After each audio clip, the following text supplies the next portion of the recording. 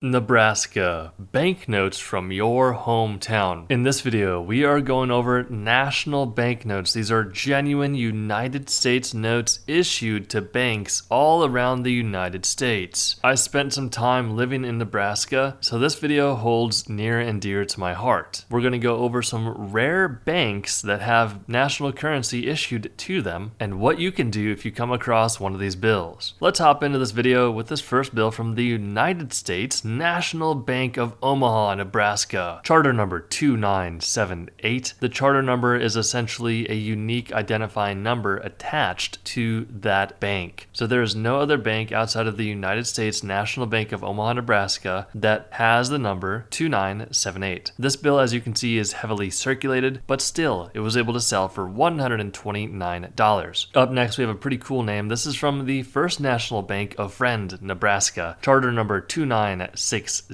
Now, if you come across one of the bills that you've seen in this video, what do? How do you sell it for the most money possible? It's important to know that just like any other market, there are high markets and low markets. Right now, as of 2025, the national banknote market is a bit soft. It's not doing too well. But over time, these banknotes could be worth more money or less money depending on market conditions. So to sell one of these bills, you have a few options that we're going to talk about in this video, but this one sold for $360.